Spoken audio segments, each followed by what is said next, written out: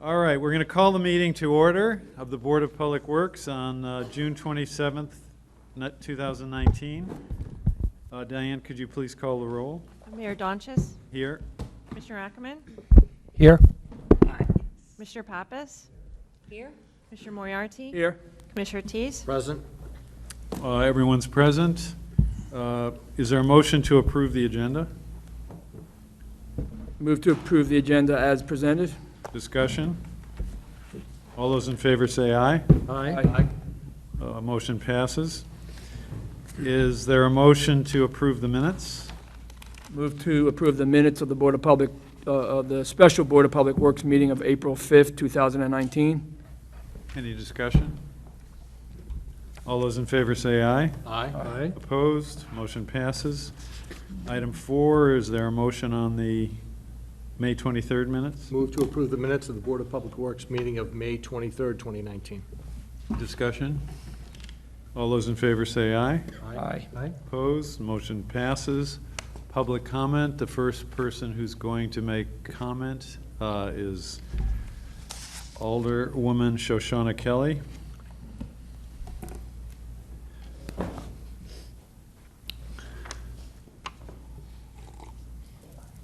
How's everybody doing?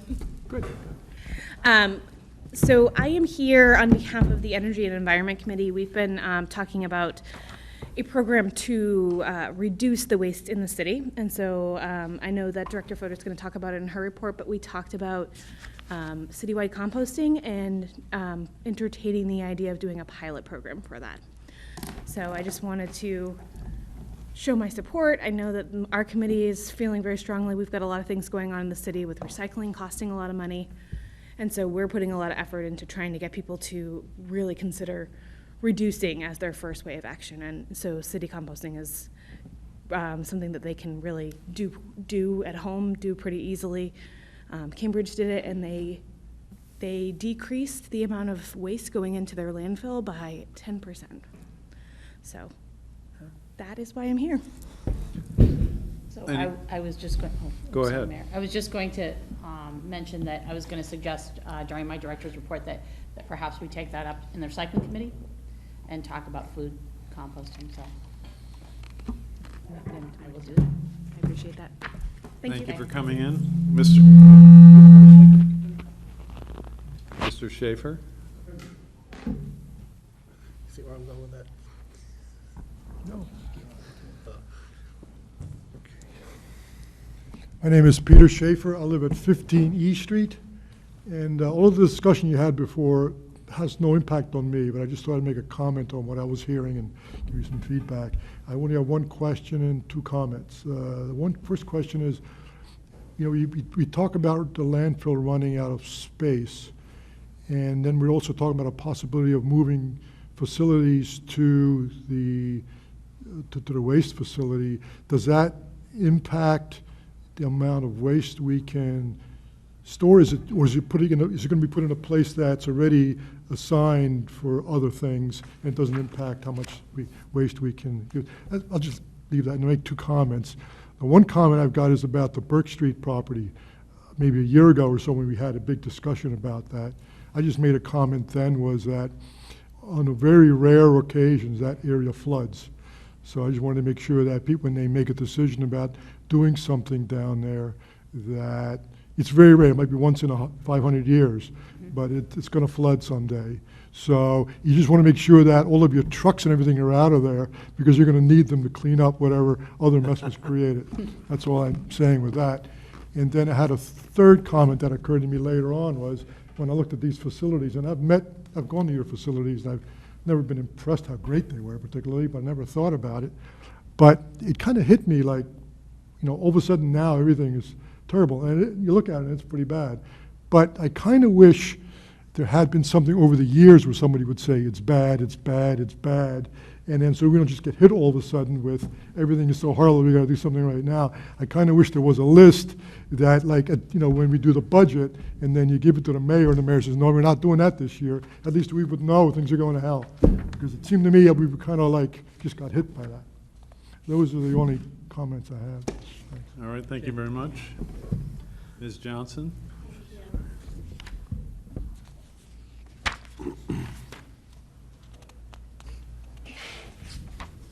Paula Johnson, Nashua, New Hampshire. I just want to give a little history about the Public Works Administration building. That building was purchased, I think, 2004, 2005, excuse me, when I was an alderman. I voted against it because when we walked in that building, I'm deathly allergic to mold, and I knew that there was mold in the building because I got sick. And I voted against it. It was over $2 million, and I asked Alderman Wilshire while she was here if she voted for it, and I believe I was probably the only dissenting vote. But that building was purchased knowing it was a sick building, knowing that there was issues. So if we were not to use that building, the administration comes out, gets moved elsewhere. Who would use that building? The police? So if we don't tear that building down, or if we have to fix it, go in and renovate it, we're still gonna have a building that we have to fix if somebody else within the city takes over that building to use. So that's part of my concern. The building was bought sick. Everybody knew it. We still have issues, which we shouldn't have. Nobody, yes, should work in conditions like that. And I remember when Mayor Lozo had her meetings there, I couldn't even stay in the building that long in the conference, in the room there. You don't use the building, give it to somebody else, you're still gonna have to do work on that building. So it's like a double whammy here of the building. Now, you want me to provide a little information on that subject? If, this is all an if, right? Right, I If get the Public Works Administration moved out of there, the police department has a training facility now, which is a very broken down building, but that's good because they do, training regarding going into buildings and all this kind of stuff. It's over in the mill yard. So what they would like to do is move from there into the building you're talking about. So I don't, if any of this happened, I don't think there would need to be renovations, because the building they're in now is worse than that, and it serves them fine. What could be worse, I do believe, and I'm going to ask, that residents of Ward 5, and I'll be more than happy to be a volunteer for this whole thing with the landfill, moving the facility. I don't mind giving up my time for this. Not like I don't have anything to do, but I can add something into my schedule. The building at Greeley Park, yeah, it probably should be torn down, but you wouldn't want the people who work at Greeley Park to have to go anyplace else further. You'd want them to be contained, whether you put like a mobile home, a double wide, or whatever there, whatever's going to be cost effective, because the people who have to work there need to be there. They don't need to start traveling to do the work elsewhere. When you talked about the storage of the vehicles, they're outside. I don't understand why you can't have like a storage for them to go under, so they're staying out of the element all these years. They're in the element, but we could have had a canopy or whatever like people have at their homes. It's big, it's tall, but it would have taken care of the vehicles so they're not out in the element. And I remember with Mayor Lozo, I believe she talked about having a car wash at the landfill, which didn't happen. So the things that did not happen, it's now here. And again, I'm going to say, we have to prioritize what our wants are and what our needs are. Because you can want everything in the world, but there's just so much money that's out there with the taxpayers. You need 3 new schools, $80 million. You need this. We need to start prioritizing now, because a lot of us who have reached that, I hate to say it, that senior citizen age of like 65 and above, there's just so much that we can give already, And are you going to force us to sell our homes and leave? I mean, I'm content in my house. I'd like to keep my house, but I can't keep doing it if the taxes keep rising, because we're fixing our roads, have been neglected for so many years. That's the bond. Everything is bonding. Bonding's come down that somebody's got to pay these bonds, and the bonds get put into the taxes. So I'm just going to say again, what are our priorities? What is our wants? What are our needs? And please consider us the taxpayers. I'll be more than happy to serve on any committee that has to do with Ward 5 for this. Thank you very much. Thank you. Anybody else from the public wish to comment? Please, Mr. Hollis. Thank you, Mr. Chairman. Mayor, my name is Morgan Hollis. I'm not sure I have a public comment. I'm here really for Resolution R 19-150. and I didn't know whether you would allow comment during the time the board takes that I up. think we would invite you to come up to discuss that item when we get to it. Great, thank you. Just to keep it in context. Anyone else? Any member of the public? If not, we'll go on to Board of Aldermen referrals. R-19-149, changing the purpose of up to $235,000 of unexpended bond proceeds from the Road and Traffic Improvements Project on Amherst Street between Sharon Avenue and Diesel Road to pay costs for paving a portion of Pine Hill Road and various streets in the neighborhood if funds remain available. So this is a referral from the Board of Aldermen.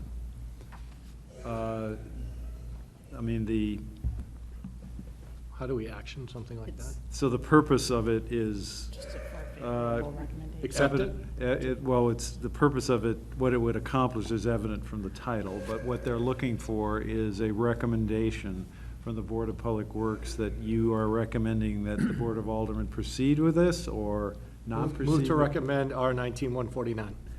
Discussion? All those in favor of the motion say aye. Aye. Aye. Opposed? And the motion passes, the resolution is recommended to the Board of Aldermen. Next is R-19-150, authorizing the City of Nashua to enter into a license agreement for a parking area off Artillery Lane, Nashua, abutting map 63, lot 45. Move to recommend R-19-150.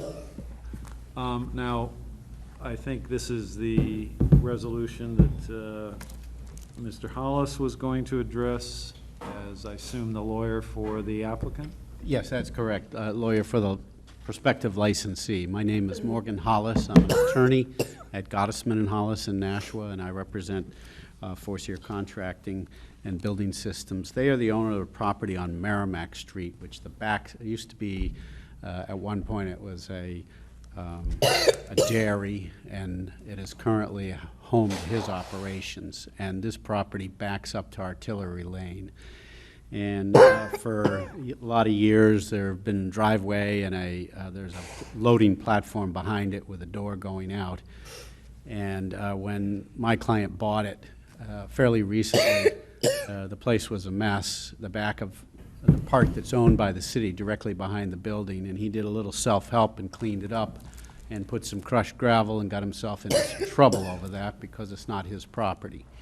As a result of the notice of the city to cease and desist, we met with this, Sarah Marchand talked about what could or should be done there. Do you want us to just put back what was there? Do you want us to restore it? We have some ideas.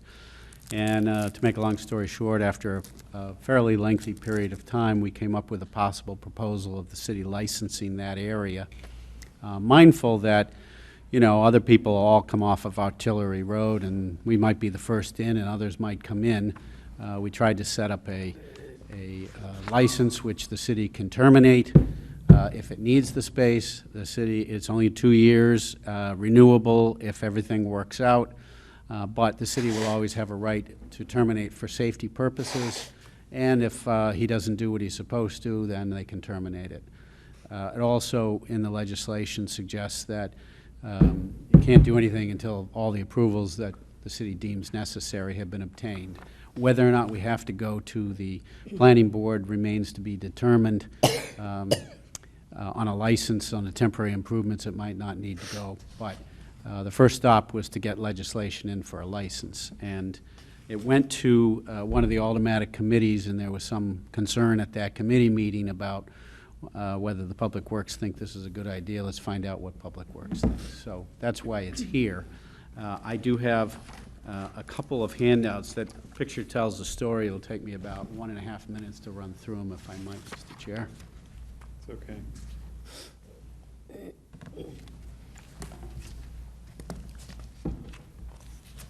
Thank you, sir. Lois,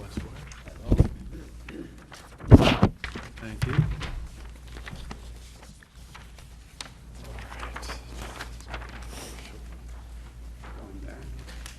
where's Merrimack Street?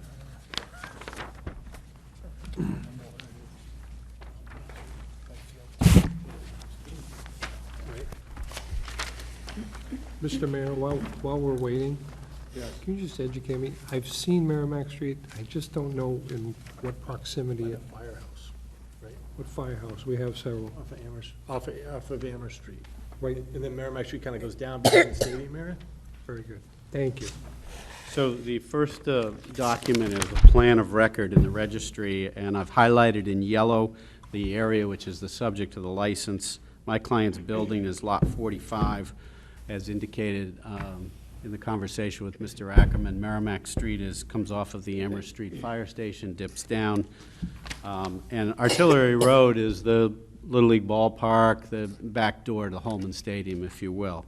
And that is a private, all owned by the city. It is not a public way back there. It is just all city-owned property.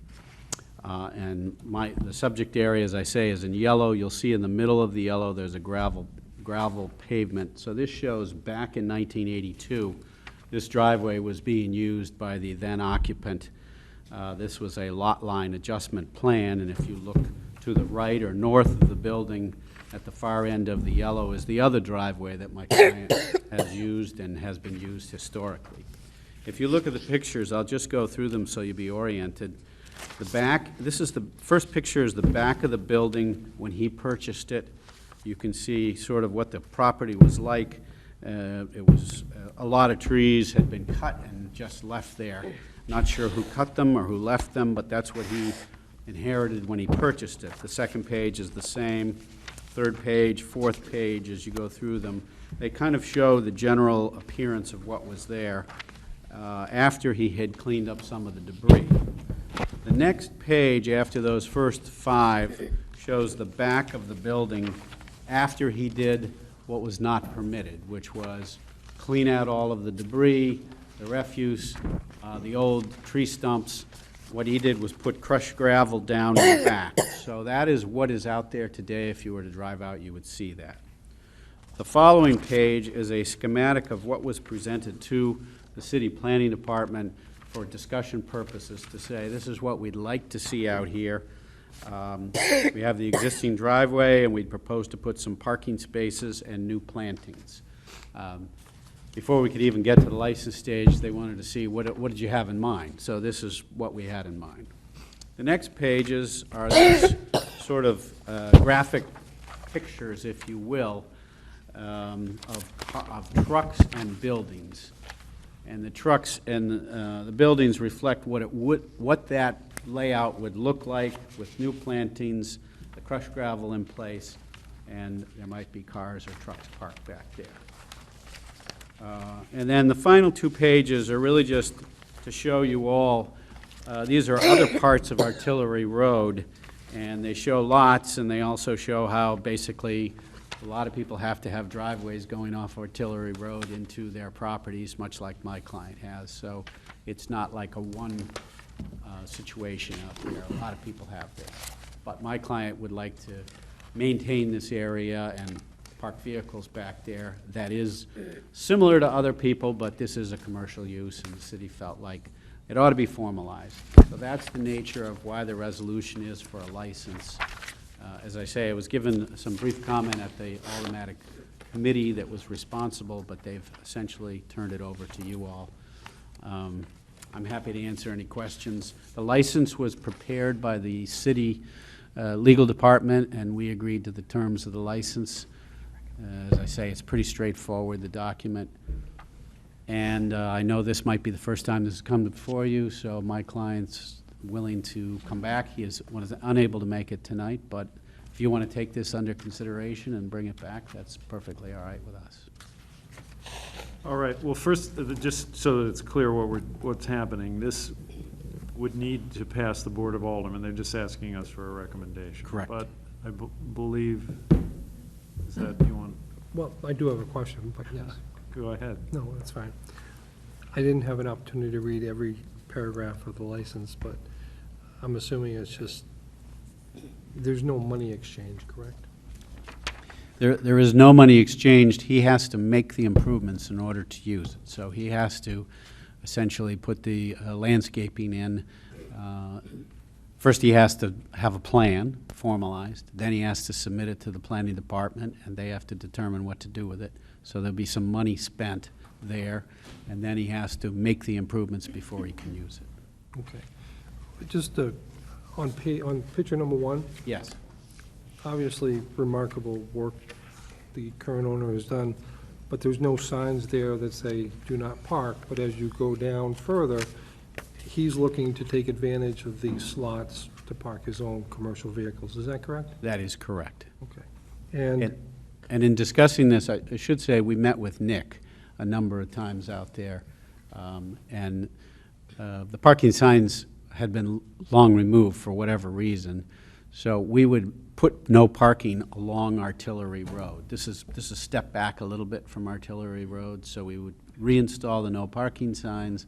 There would be no parking along Artillery Road. This is back beyond Artillery Road. Okay, so the city's not going to lose any parking spots as a result of this along Artillery Road when there's big functions at Holman Stadium? That's correct. It's no parking all along there, and in fact, one of the concerns of Nick was, because there are no signs, that's the one hole in the donut, if you will, where people park when there are events back there, and they don't like that. So we said, well, happy to put the no parking signs back up. There would be no loss of space or emergency parking or fire access.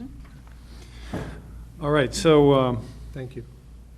Artillery Lane is, of course, adjacent to a public field park. We got a lot of neighbors. Would be a commercial use. We're essentially leasing you the space. I mean, that's another. How do we say no to all the other neighbors when they come in? And they all want to park trucks and, you know, everything else. It's a fair question, because we discussed that, and that's why we went to this kind of formal arrangement. If other people want to do it, they have to go through the same process. If you go back there, you will see informally everyone's using it. There's a home right next to us that the area is pretty substantial that's in the city, and they park their cars there, and they need to. They park there. If you go work your way around up to the top of Holman, all those homes on Amherst Street, that's their access way. Some of them park within the right of the property owned by the city. And that was how this all got started, was some people were doing it, some were not, some were complaining, some were not. They have driveways though, don't they? Exactly, but they have no license. But don't they drive up under their own property? Some of them do, and some of them park on what is city property. All right, Mr. Cummings.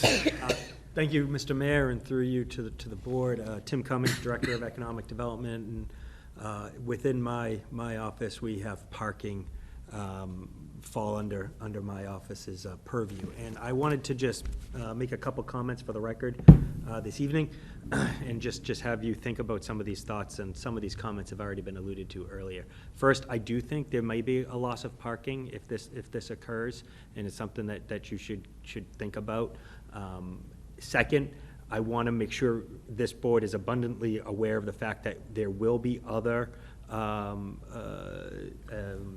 property owners in this area coming and looking for the same treatment. We have slowly been trying to actually prohibit the parking in that area. We have been working for a really long time with a couple very vocal residents in that area to try to mitigate this issue.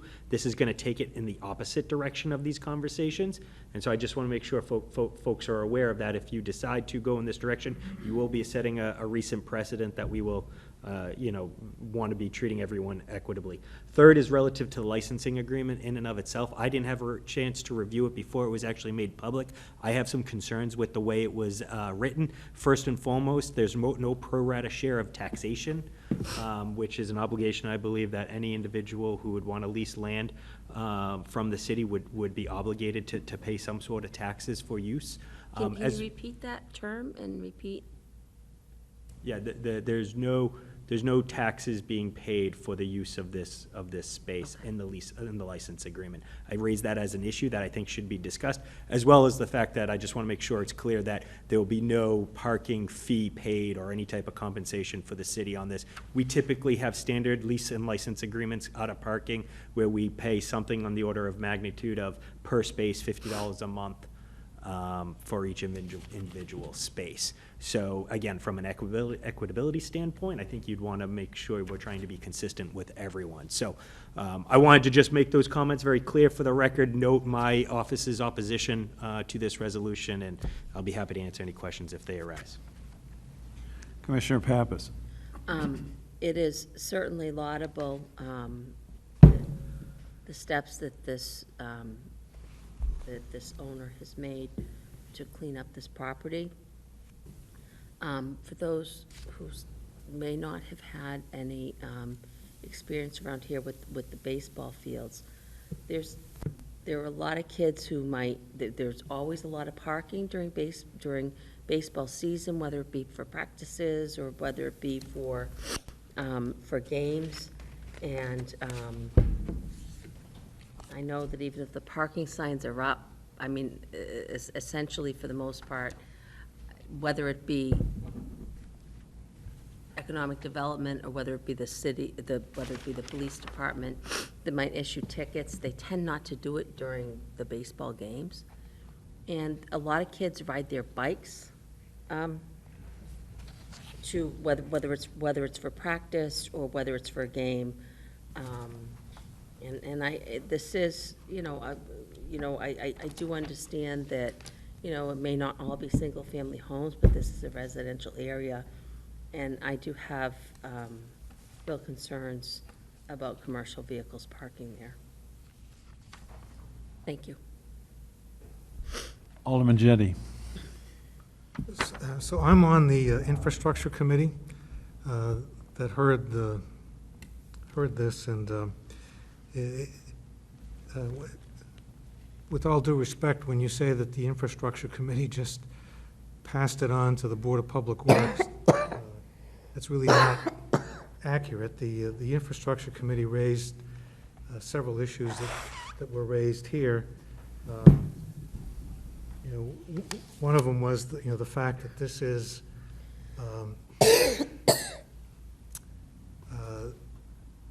all within a city park, and there was so the infrastructure committee, the question was raised, this is city land.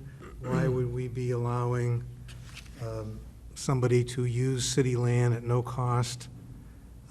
Is that the proper, are we fulfilling our fiduciary duty to the city by allowing that? It's within a city park, allowing commercial vehicles to use it in this manner was another question that was raised. And that the other concern was exactly what's been raised before about other neighbors having been stopped from using the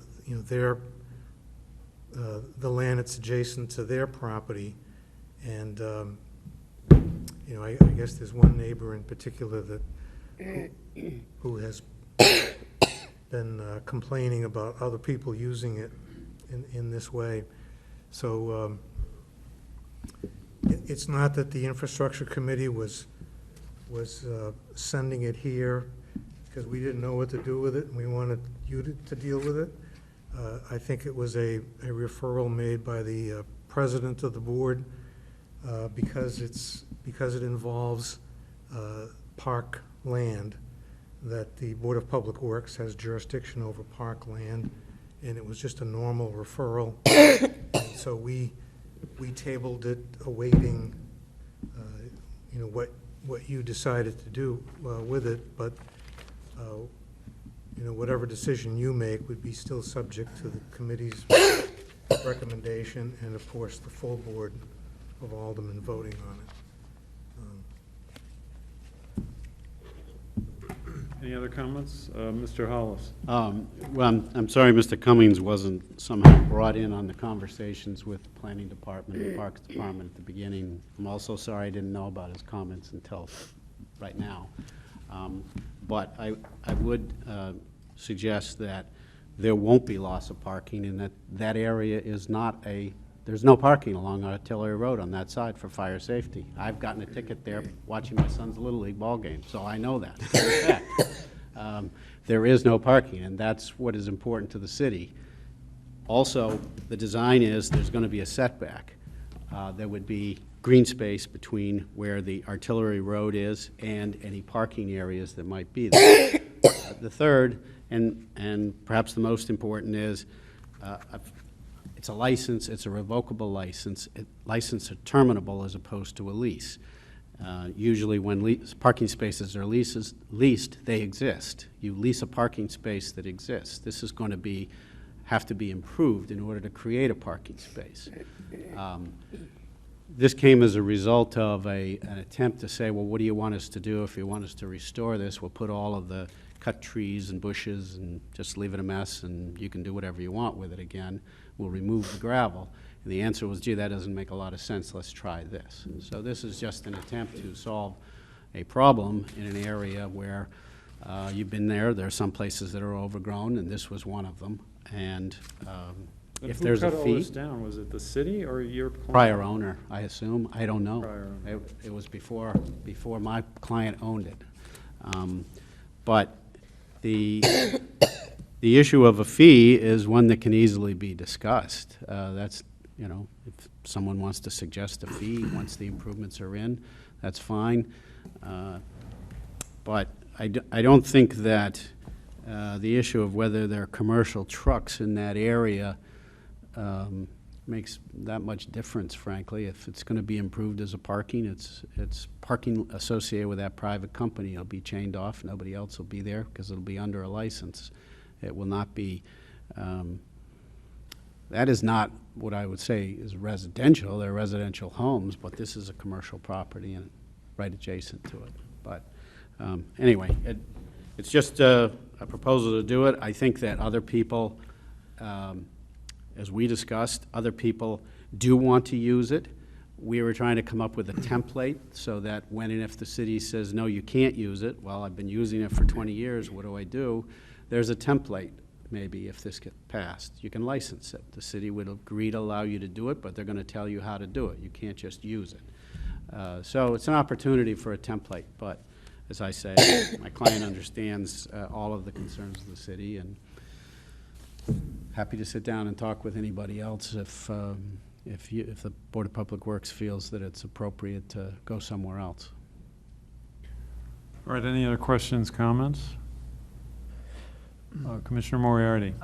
Mayor, I think, from my standpoint, I would like to have a site visit on this property before I make a final decision on it. And I'd also would appreciate the comments of the superintendent of parks, since he has been involved with this, to see how he feels this would impact the city.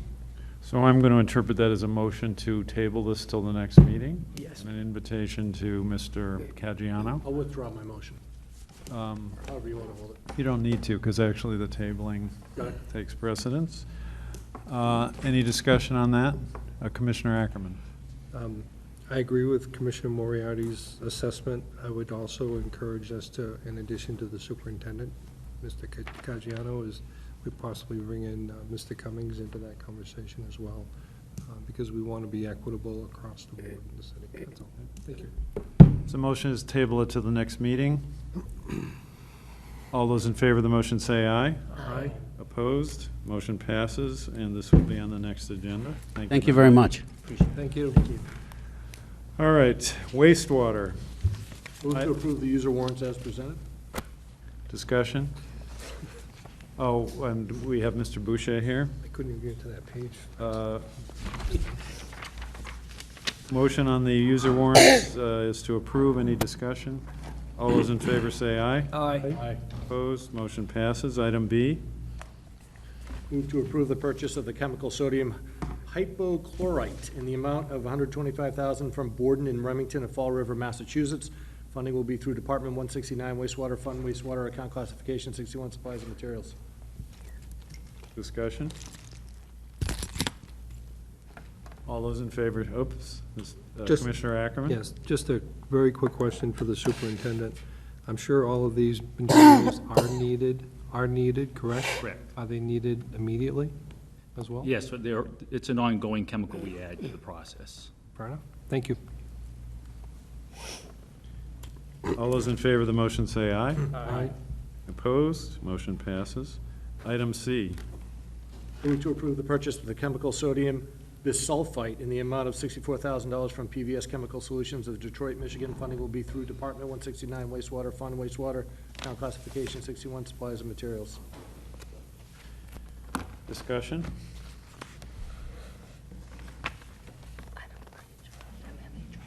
All those in favor of the motion say aye. Aye. Aye. Opposed? Motion passes. Item D.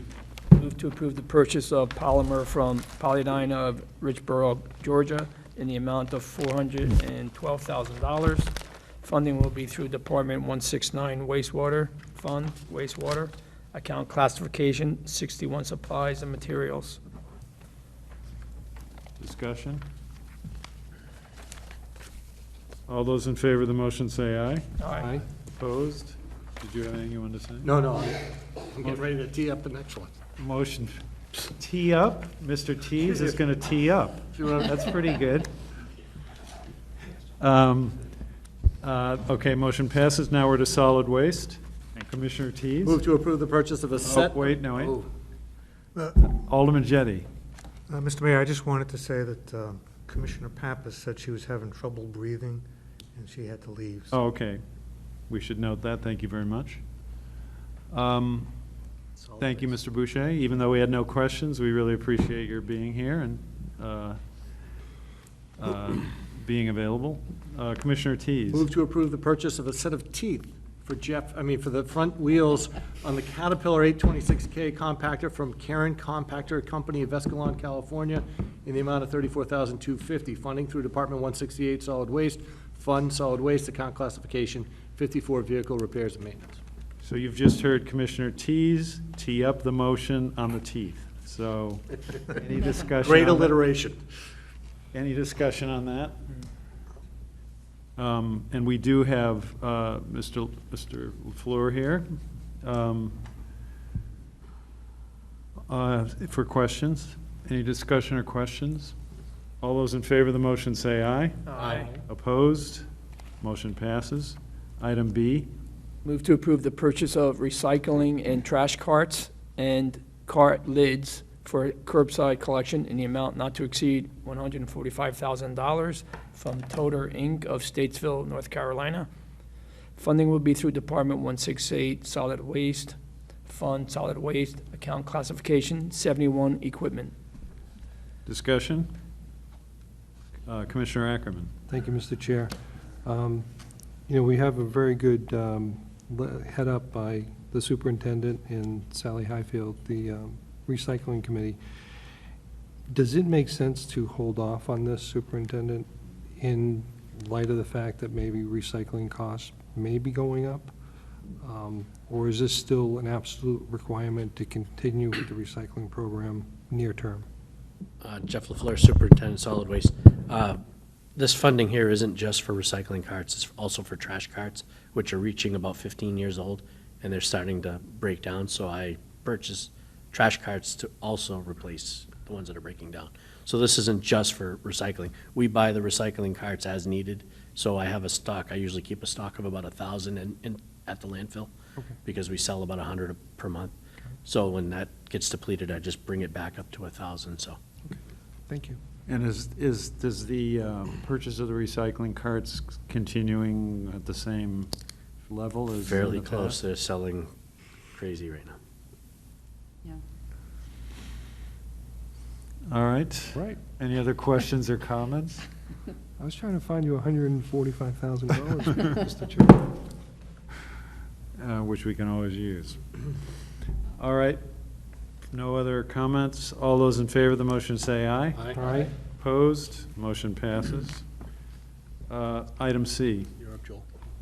To abolish, motion C, to abolish an equipment operator landfill position and create a collection equipment operator landfill position at the Solid Waste Department, funding through Department 168 Solid Waste.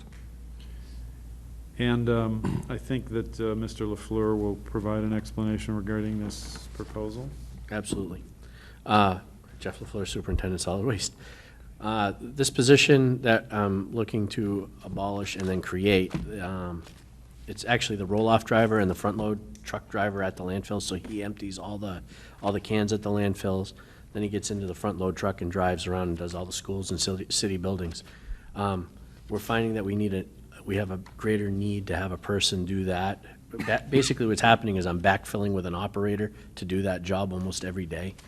So instead of having an operator in that position, I'm gonna fulfill the position with a job that's truly needed. And is this any change in salary, or just basically a Yep. change in title? No, there'll be a change in salary, it'll be a little bit less than an operator. And this position also can help in the recycling center. Yes, which is yes. often needed. Discussion? All those in favor of the motion say aye. Aye. Opposed? Motion passes. Thank you very much. Engineering. Is there a motion on the residential and commercial wastewater service permits? So moved. Discussion? All those in favor say aye. Aye. Aye. Motion passes. Item B. Move to approve the drain layers license for Site 1 Construction LLC, 34 Riverside Ave, Hudson, New Hampshire, in accordance with Nashua City Code 255-19, issuance of drain layers license. Discussion? And Mr. Dukran is here. Thank you, Mr. Dukran. All those in favor of the motion say aye. Aye.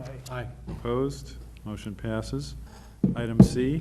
I move to waive the requirements of NRO 285-13G and allow CJBV Properties Limited Liability Corporation to restore Temple Street in a 5-year moratorium as they proposed for sidewalk reconstruction for a residential site plan at 158 through 161 Temple Street. Now, I think Mr. Dukran is here and can explain exactly what is being requested. Yes, thank you, Mayor. At the last meeting, we came before you for a waiver to cut into a new street. The Temple Street, which was paved in 2018, and the developer representative was here, and he explained what the project was about and what he needed to do. So the waiver was granted to work into the street under the hardship clause. He also explained that the sidewalk, 400-plus feet of sidewalk in front of development will be replaced, and in doing so, it will impact the new street. I had mentioned that legal advised us that he needed to go before the Board of Aldermen to get that approval, and Corporation Council has reviewed it and determined that since the sidewalk has been replaced and it's beneficial to the city in making it better and making it more compliant to ADA accessibility, the developer is acting as an agent of the city, and as a result, by ordinance, this board, the Board of Public Works, can grant them the exception to restore the street the way they have proposed. So this is another approval, a further approval, to allow them to restore the sidewalk, the pavement in front of a sidewalk, to a limited fashion. And essentially what they're doing is that they will repave from the face of the sidewalk, face of the curb, to the white line that marks the parking, as opposed to what the ordinance would require to repave the entire width of the street. And I had explained when I was here the last time that I didn't think that would be necessary.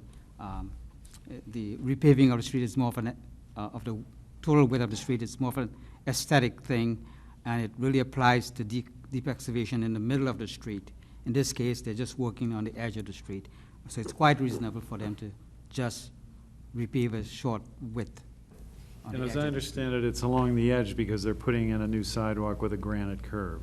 Yes. the curb is being reset, the existing curb is being reset. So a foot or so in from the curb, they would need to cut the street to put the curb in. Correct. But it That's would right. not go into the travel lanes or anything like that. No, so they will mill and pave up to the white line, the parking line.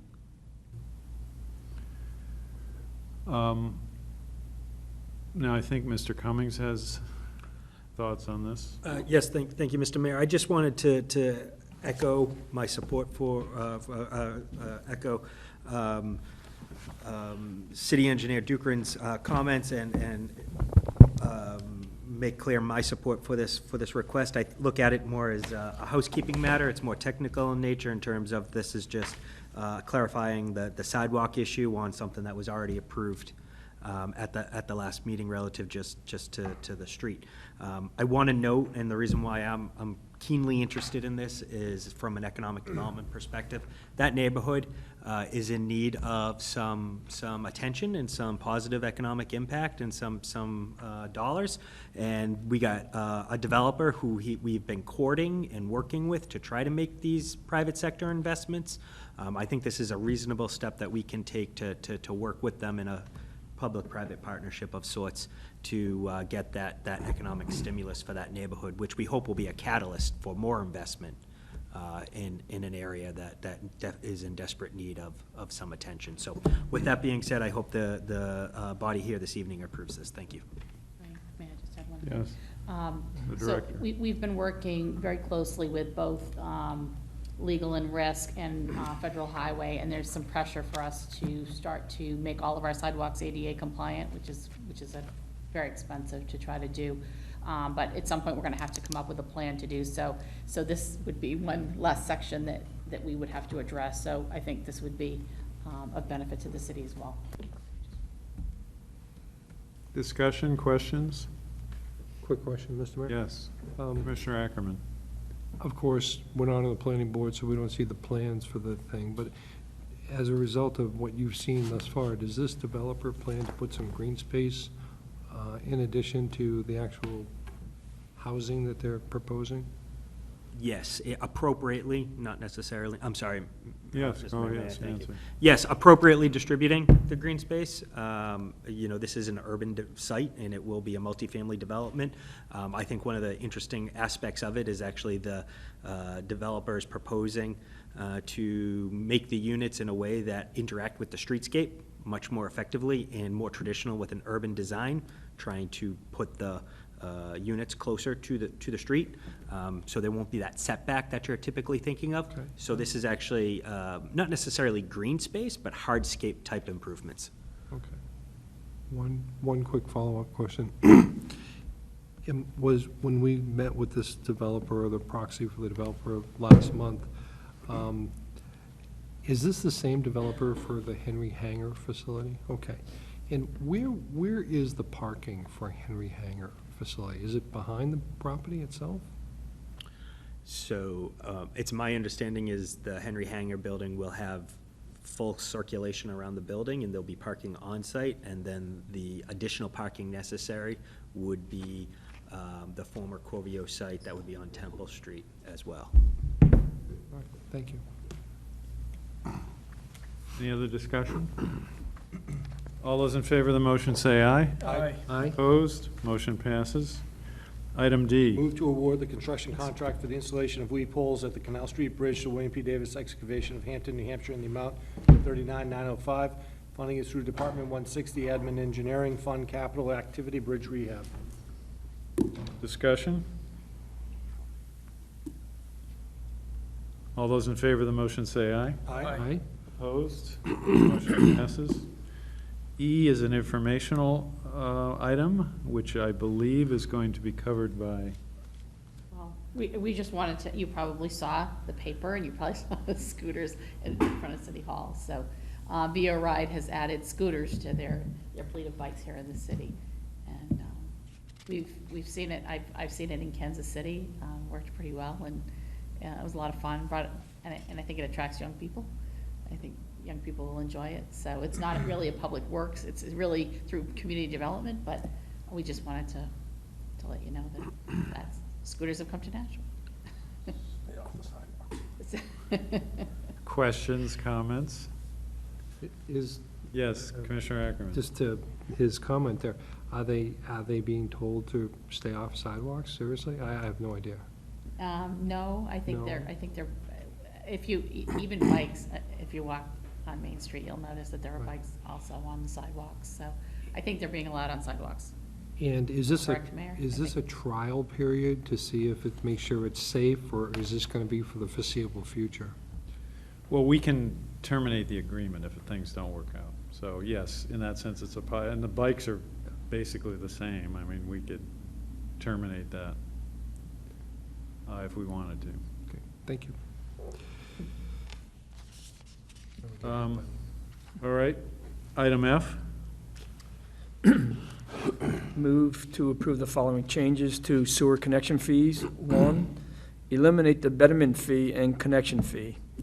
2, increase the entrance fee to $1,450 per single-family residential unit and for each 20 GMP increment in commercial peak flow.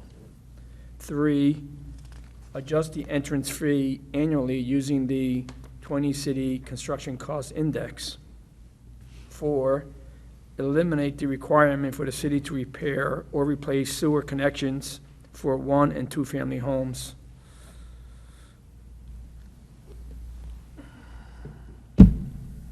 Any discussion? Commissioner Ackerman. Yeah. Mr. Ducrain, I'm assuming this is from our special meeting that we had a few months ago, is that correct? We had a special meeting, and then at a board meeting on March 28th, it came up again. Right, and if I recall correctly, didn't we table it at the last one? It was tabled. And what has changed since then? Anything? Well, we want to talk about why you tabled it. We tabled it because Engineer Dukran wasn't available to answer some I questions. also recall tabling it because of item number 4. Item number 4. Okay. Yes. So yeah. I was just curious what new information has come before you or the board that you could share. This doesn't look anything different than what we had before, if I recall. That's right. And I didn't rewrite the memo. I used the same memo, but I was hoping tonight to have a better discussion about item number 4. So I believe that items 1, 2, and 3, everyone is in agreement that we should proceed with those. All right. So instead of discuss item number 4, I want to, as a reminder, to let you know that we've all established that the pipe, the lateral pipe that goes from the building all the way to the sewer main is owned by the property owner. And that's an ordinance, city ordinance, but it's also pretty universal, not just in the state, in the region, but throughout the country, that the owner is responsible. So that's pretty well established, and I don't think you disagree with that. But so as a reminder then, currently all commercial properties and multifamilies, anything in excess of a 2-family building, they take care of all their maintenance and their repairs. And should there be a failure, they will pay a contractor to replace the sewer. But item number 4 has to do with the single-family and the 2-family homes. We have in the ordinance currently, that goes back to 1982, a fee of, if they pay $600, we would do the replacement or the major repair.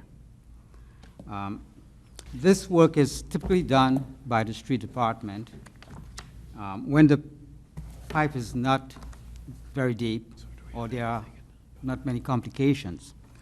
But when that's the case, where we have to go out to a contractor and we have records of paying up to $25,000 to fix one of those connections, the street department estimates that their cost is $3,500 that's not 2018, because we started looking at this back then.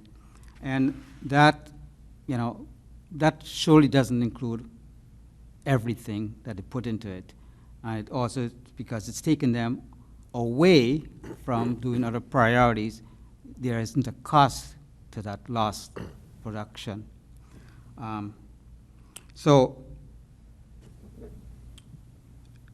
with all the work that the street department is taking on, we're hearing increasingly from them that they just can't get to these sewer connections and get a contractor.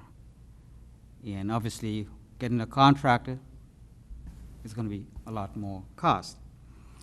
So I want to go back over some of the things that we covered in the past about why there are so many problems with the city taking on this responsibility as required by the current ordinance. You know, Ms. Gill is here, and I think she went through this the last time with you. We have no control over what people put down the pipes.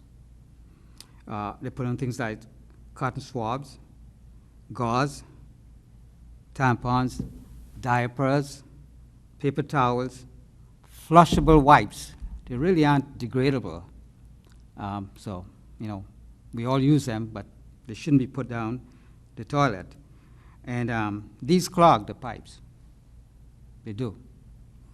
They also put down paints, oils, bacon fat, grease, and these stick to the walls of the pipe soon as it hits the cold surface of the pipe further down. They put on harsh chemicals, and these will corrode the pipes.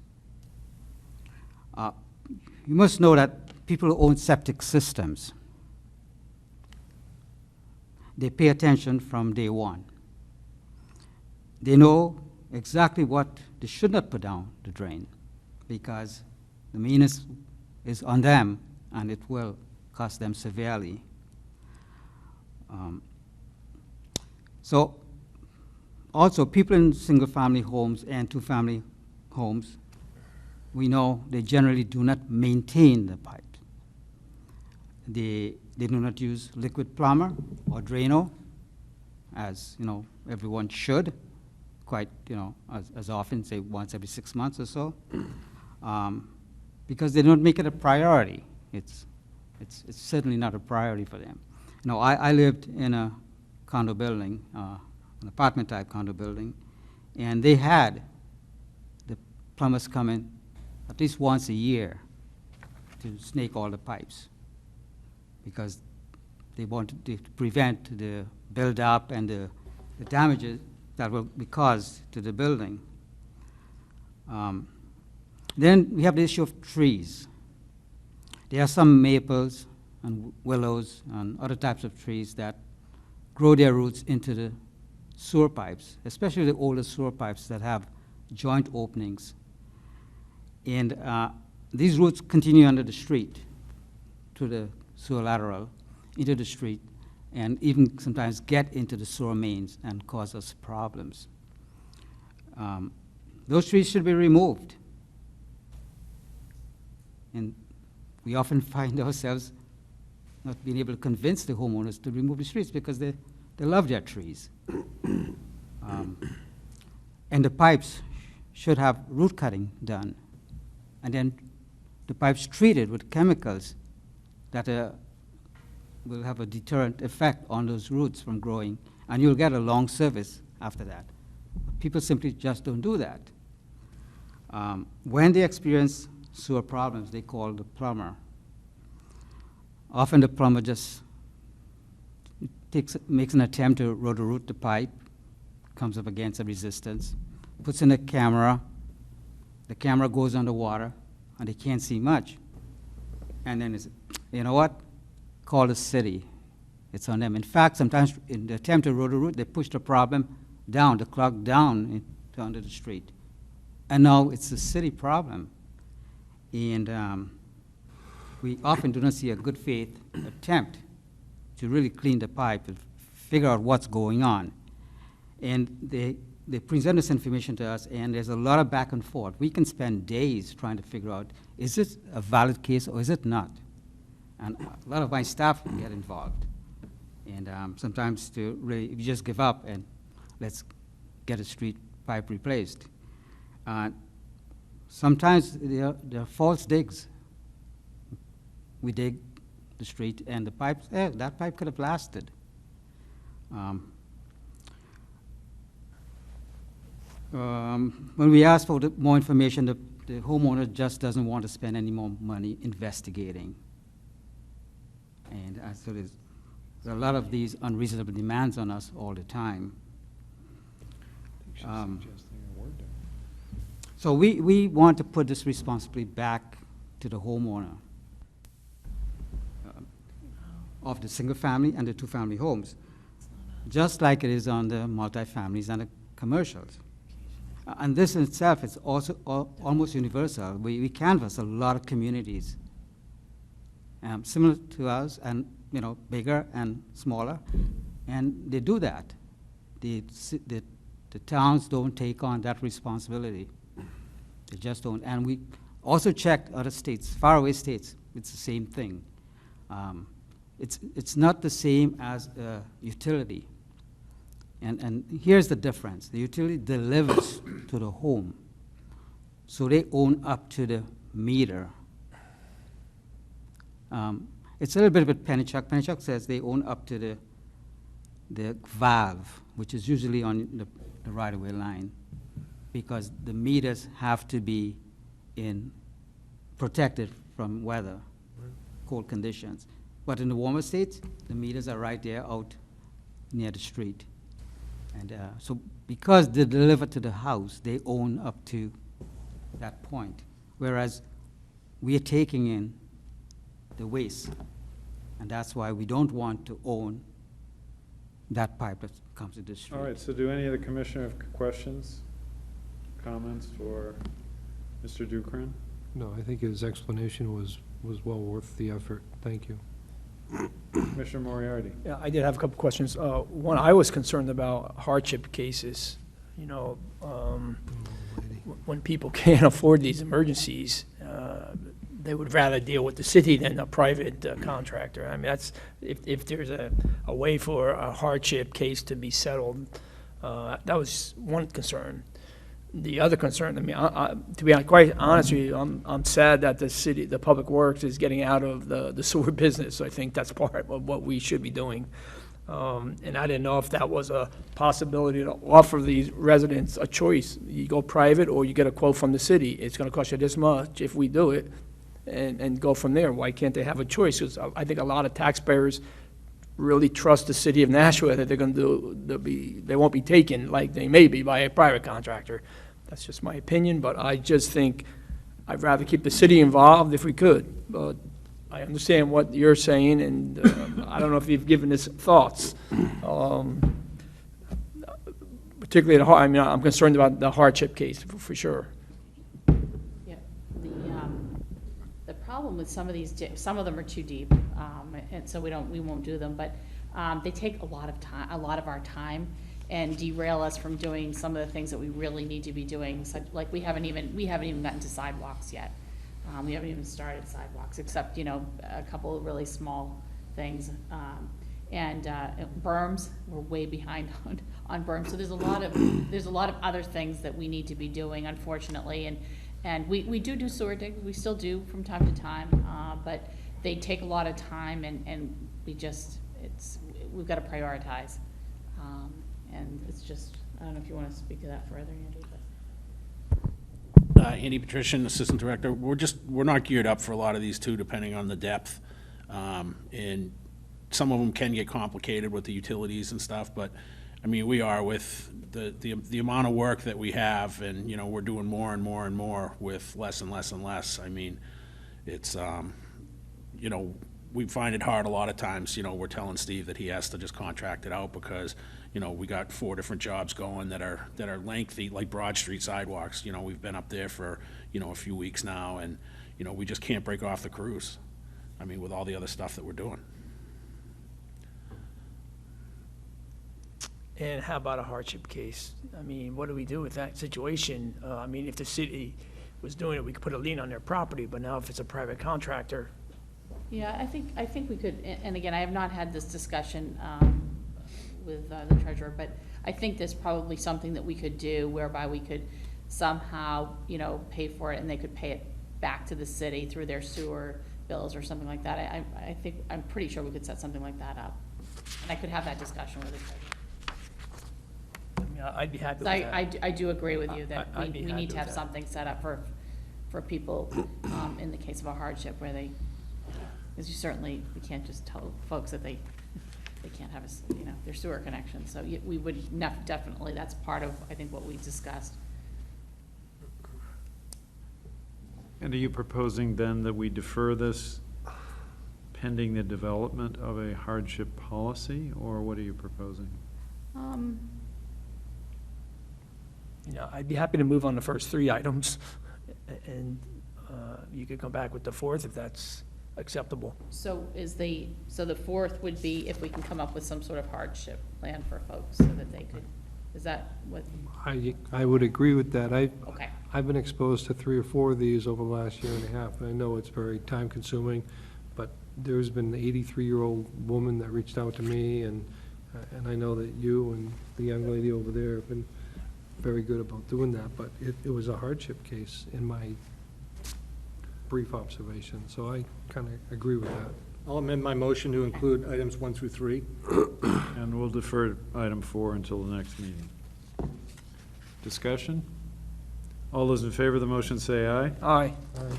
Opposed? Motion passes. Administration, we have the informational item A, which are the May 2019 budget transfers. B is another discussion.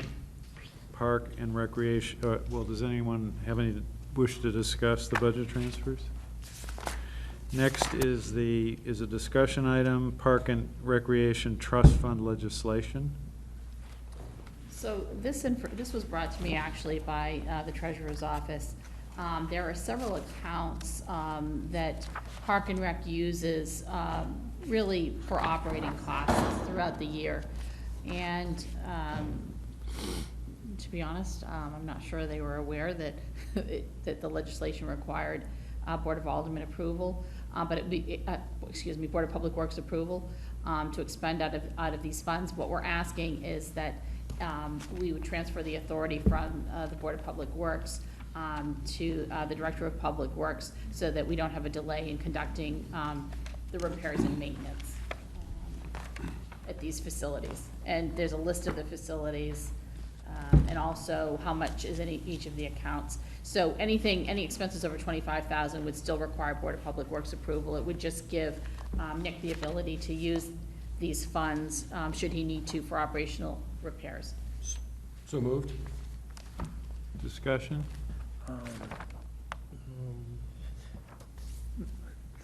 Commissioner Yes. Moriarty. We would need a motion on this. This is not just a discussion, but we're looking for a motion to allow this to occur. Is that correct? Yeah, well, I wanted to have a discussion here. This actually requires legislation, so it will go before the Board of Aldermen, because there's current legislation right now, so we would change the legislation. So the legislation would probably then be referred to the Board of Public Works, and at that time you could, but we didn't want to even go that route before we had a discussion here.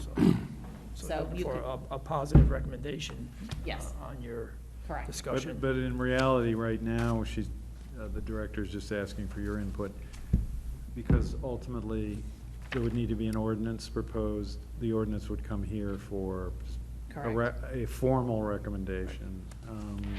But she's just telling you she didn't want to go forward with that without at least letting you know that this was a possibility. Commissioner Ackerman. Thank you for bringing this to our attention. You know, there's several funds here, probably half a dozen. How are they established, and what replenishes, particularly the Mine Falls Park Fund that has, you know, six figures of money, 200 and... Yeah, cell towers. The cell towers funds each one of these? Or is that just that Mine Falls? Yes. Well, certainly Holman, Mine Falls, David Dean, those are all cell Yes. phone towers. The Park Rehab Fund, the Labyrinth, no, and the Holocaust Memorial, no. We'd have to come back with, we'd have to, I'm not sure what funds those are The- much smaller. They're much smaller, so there would have to be money added. The Board of Aldermen would have to add money to these funds in order to increase the last three. The first three are from cell tower funds, though, at the facilities. So for the past 3 years I've been on the board, probably didn't have a good working knowledge of this, which is okay. And obviously, Parks and Rec has been dipping into this to do proper maintenance and things to that nature. Yes. Going forward, the way it would be proposed is that anything over $25,000 expenditure would come before this board, is that correct? Correct. Yeah, 25,000 or over would come to this board. And he would be able to use the other funds in the cell tower accounts for everyday maintenance under $25,000. All right. So if you'd like, I can, this is very important to him. He's not here, he's away. But would you like to know what they're used for? What he uses them for, or? Sure, just, yeah. Okay. So the Mine Falls Park funding has been used for projects such as the boardwalk, the boat ramp construction, gatehouse renovations, mill pond and canal invasive weed treatments and harvesting. They've purchased dock and kayak launches, entrance signs, trail day supplies, portable restroom rentals, the purchase of equipment and supplies such as seed, fertilizer, field paint, sod, and fencing. And also for seasonal help and hiring of contractors for brush cutting, tree work, and canal cleaning. That's Mine Falls Park funding. The Holman Stadium funds are used for repairs to HVAC, concession, fire sprinkler systems, field lights, and other infrastructure items. And they use to pay for seasonal help and for equipment and supplies such as painting machines, paint fence repairs, signage, seed, sod, fertilizer, infield clay, and drying agents.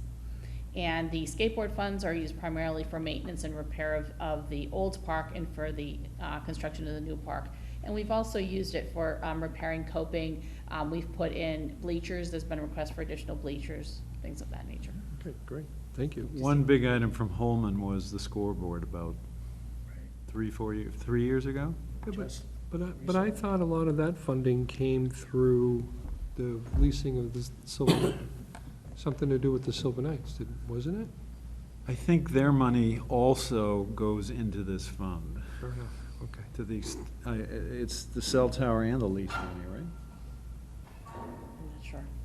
Um, I'm not sure if that might. I mean, I can find that out, though. yeah, we can find that out. But this, you know, that, I think what happened is they paid, that some of they advance paid some lease payments to help Yes. fund the thing, the scoreboard, which was fairly considerable. So they paid in advance for a year or two, and that was part of the revenue.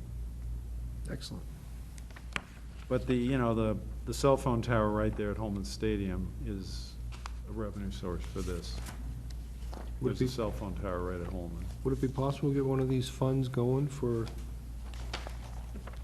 improvements of facilities? No? We need a few more cell phone towers. Okay. That's not a bad idea. Landfill. They're good. I tried to get him 145,000 from Mr. LaFleur, but he Yeah. wouldn't budge. All right.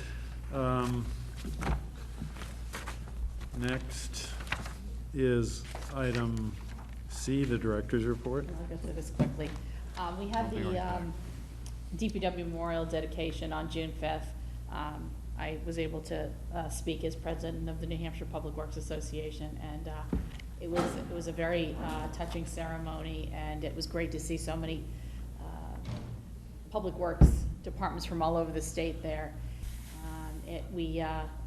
Probably the greatest moment was a gentleman spoke. I'm trying to, his name isn't coming to me at the moment, but he lost his dad many years ago, who was a public works employee who died in the line of duty. He read all of the names of the people who have died in the line of duty, and we had bagpipes playing, and we had trucks from all the communities lined up, all on Hazen Drive, all around it, with the lights flashing. It was it was very touching, and it was definitely a huge sense of community.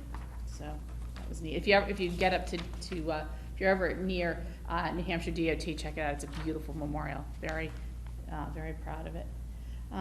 We had a bridge dedication on June 17th that the mayor hosted.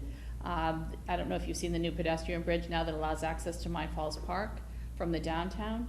This is a really important connection that connects to the rail trail area. So it's a really great opportunity for our residents to make use of the wonderful recreational opportunities in Mine Falls Park now. We have, this is a gas line installation at East Hollis and Alt Street. Sewer manhole replacement on West Pearl. Another sewer main installation on Harvard Street, on the left actually, and then West Pearl on the right. This is a water main installation on Elm Street. I think we touched on this a little bit, but I just did want to mention that the Jeff Moran Foundation, the Morans have been incredibly generous to us this year. Not only are they funding the shade canopies, but they're also putting artificial turf underneath the Roby Park playground, which is going to be a really great addition to the park. So thank you to the Jeff Moran Foundation for that. We have some picnic tables that we received from the South High School Voc Tech program, and they're in various parks. Thank you to them. We have a group of 3 residents from Clock Tower who have been volunteering their time maintaining a garden bed at French Park. So a big thank you to Lorraine, Barb, and Jeff for their help. On Saturday, June 15th, we had a trail day at Mine Falls. There were tours of the gatehouse, and children colored pictures and received a t-shirt. One of the highlights of the June 15th Trail Day was the painting over of graffiti at the Lincoln Park Bridge by this young man and his mom. So what a great thing to do. What a great thing to teach your children, right? Kudos to that mom. Members of PAL assisted with a cleanup of the Ash Street Skate Park in anticipation of some improvements coming in July. There's going to be a new pit or something added, so. Foosball court. Huh? That Oh, yeah, the futsal. Gaga pit, yeah. Pickle? The futsal court. Yes, it's like soccer in a. Soccer on pavement. Yeah, on pavement. That's what the community wanted, so. Should be good. We planted some trees on Toll Street as part of a community beautification and traffic calming project. There's a new fence around the monument in Mine Falls Park to protect the plantings from foot and bike traffic. That's good. Yeah. That's awesome. The street crews installed a concrete pad for the new bus shelter at the Crown Street lot. We are repairing a bad section of sidewalk at 47 Dexter Street that was a tripping hazard. DPW at Greeley Park was a huge success. It was a lot of fun. We had a great turnout. Of course, it was also opening day of summer fun, so it was, kids had a great time. You'll see we put the kids' handprints on the plows, and then we're shellacking over it, so the kids will get a real kick out of seeing their handprints hopefully go down their street. So. The superintendent wasn't crazy about the idea at first, but admitted after it was really great. The kids loved it. I wish I could have done that. That's cool. I know. I think actually Engineer Dukran's granddaughter even We put her should have all handprints done on that, it. the Board of Public Works down in the corner. Yeah. Next year, maybe we can do that.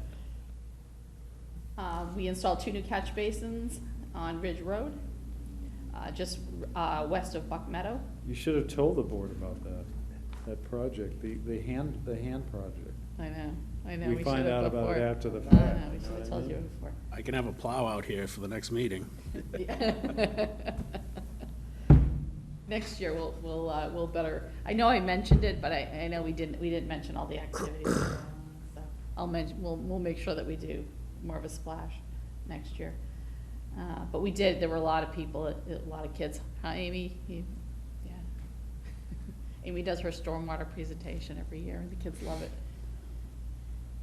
We repaved the existing basketball courts on Ledge Street, adjacent to the elementary school. We had replaced a failed catch basin with a new precast structure on Dodge Street. Here's a street crew installing a sewer service at 38 Coburn prior to street paving. We are cleaning one of our secondary clarifiers. We have 3, and we have 2 in operation, and we often take 1 down for maintenance, and that's what they're doing right now. They're 28 feet deep and hold about 1.5 million gallons of water each. So they're really big tanks. Wastewater again hosted the 5th graders from Bicentennial Elementary School on May 21st and 22nd. Approximately 70 kids went through the plant.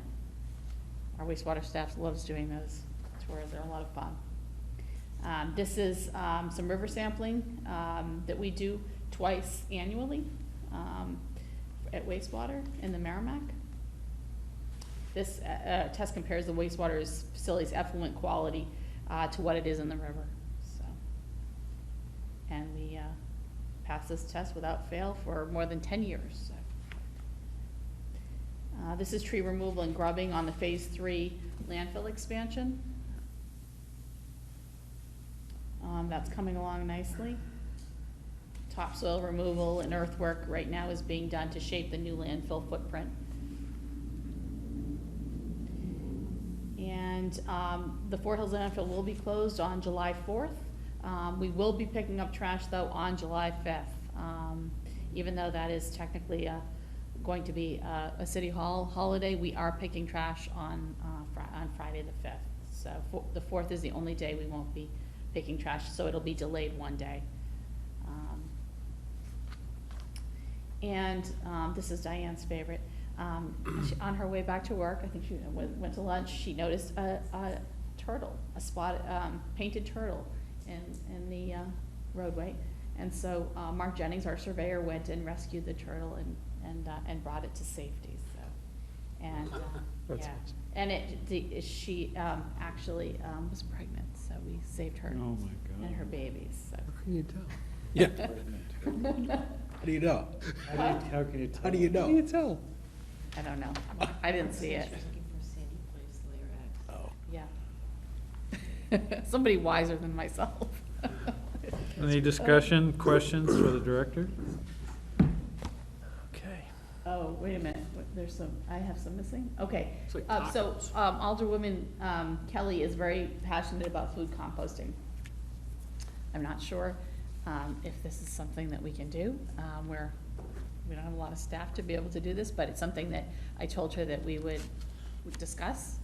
So I thought maybe perhaps we could take it up in our recycling committee meeting and see if it's something that we could try.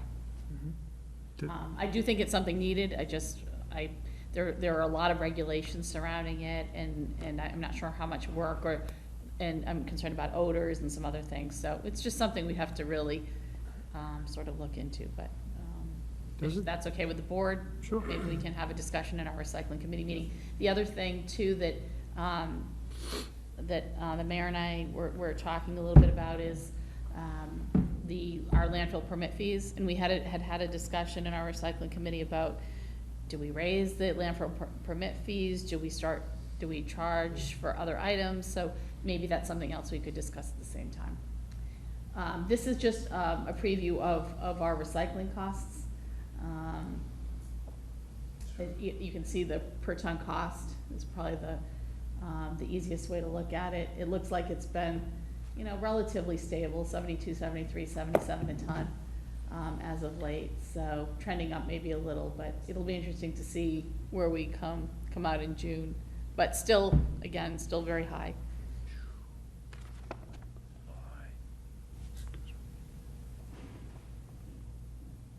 Yeah, these are our landfill permits. We, interestingly enough, we are selling more landfill permits. We think we'll sell probably 16,000 this year. Last year we sold 15,000. So we're trending to sell a few more. And, there are apartment complexes and things that are coming in that could be impacting this, but we are definitely, we're probably doing a better job catching people. That's probably part of it, but. I did receive a comment from a resident suggesting we raise this to $10 or $20, because $5, according to the comment, doesn't even cover the sticker cost. And he proposes that if we had $10 or $20, we'd bring in a little more money to help pay for recycling. I would agree. This has probably been $5 for decades? It was $1. Oh, it was? Yes, at When? one time it was $1. I don't even remember.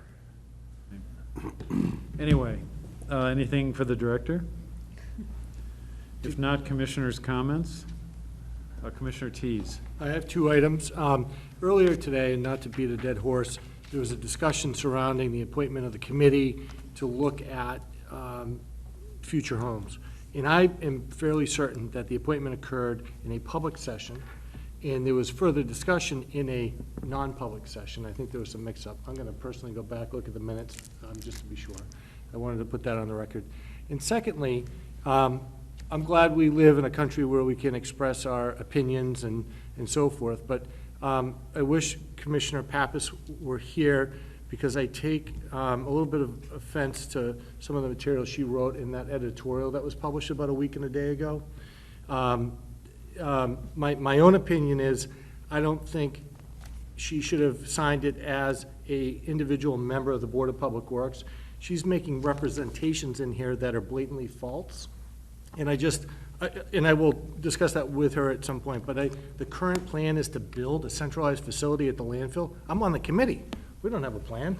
And I think as a group, all we're doing by putting this out in the public is stirring up nonsense. And we should be mindful as a group to work cohesively, work out our differences, and come to a focus on what is best for the city, not what's best in our own opinion or hearsay. I just want to put that on the record. Thank you. Any other commissioners' comments? If not, we will move, but I don't recall the non-public session either. Now, I remember we discussed the committee. I don't think that happened in a non-public, but I'm not, we'll have to check. It happened back there, and then we had a non-public where we discussed FERC, and we were sitting right here, and there was more discussion about it, but we had already been appointed at the previous meeting. That's more consistent with my recollection. All right, personnel. Not yet. Item A. Move to accept the resignation of Stephen Lecomte effective June 4, 2019. Discussion? All those in favor say aye. Aye. Aye. Motion passes. Item B. Move to accept the resignation of Mandeep Gill, P, Senior Staff Engineer, effective June 21, 2019. Discussion? All those in favor say aye. Aye. Aye. Opposed? Motion passes. Very sorry to see her go. Absolutely. Item C. Move to unseal the minutes of the personnel from the Board of Public Works meeting of May 23, 2019. Discussion? All those in favor say aye. Aye. Aye. Motion passes. And we now have a non-public session. Is there a motion pertaining to that? I move by roll call that the board go into a non-public session pursuant to RSA 91-A, Section 3, 2B, the hiring of any person as a public employee. Now, before we vote on that, which has to be by roll call, Mr. Schaefer is raising his, yes. But since we don't even have public comment on here, would you please keep it relatively? All right. As you know, what I've been doing lately is coming to meetings and at the end, trying to just, regurgitate some of the things I heard and try and make a. So what we're gonna do is we're gonna go out of order, we're gonna take a Appreciate that. brief public comment, and then we're gonna go back to the Appreciate non-public. that. This is all just from what you had talked about in these meetings. And some of these things I may not know much about, so if it sounds stupid, it probably is. But the Holloman Parliament Stadium parking that you were talking about before. I don't know much about that, but it seems to me they need parking there because they park there illegally all the time.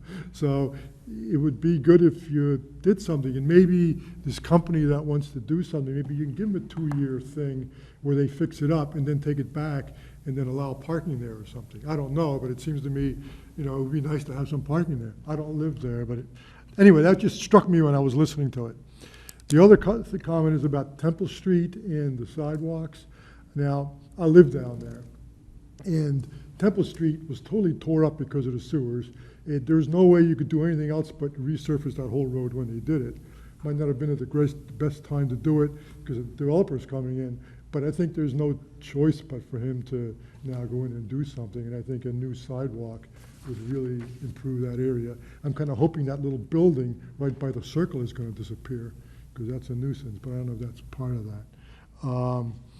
One comment that this thing bothers me quite a bit, the sewer repair discussion you were talking about here bothers me quite a lot, because right now people expect to have the city help them if there's some sort of a sewer connection problem, whatever they have, and that can be pretty expensive. So it seemed to me, at the moment, conceptually, it's more like a shared community responsibility. Everybody pays in, and then when somebody's got a problem, the city somehow fixes. Just like we do with kids. I don't have any kids, but I pay school tax. Okay, so it's kind of a shared thing, and now we're kind of proposing that it no longer be shared. It seems to me that's the same thing as a tax increase. So we're sort of paying taxes to share this, and all of a sudden it just goes away. It shouldn't be just so simply transparent. I think people should know that there's a significant impact if you're going to do this. You have to Or a you don't have to tax- address that. I was just pointing it out from when I was listening. It seemed Could to be a me. tax decrease. What's that? Could be a tax decrease. Decrease, meaning. No, I mean, what I'm city hearing doesn't is have to we've got pay other things anymore. to do. Taxes go down. But anyway, yeah. Anyway, my comment on that. That's just what I wanted to say. And there was, the picture I saw about you sampling the water, that you just had up there. That sampling was done upstream from the sewage treatment plant. Was that Yes. intended to be that way? Yes. Okay. Yes. Thank you. Thank you. All right, thank you very much. Okay. So we're now, we have a vote on the non-public session motion that had been made. We need to do that by roll call. And Diane's going to call the roll. Mayor Donches? Yes. Commissioner Ackerman? Yes. Commissioner Moriarty? Yes. Commissioner Tease? Yes. All right, we're now in non-public session. I don't know if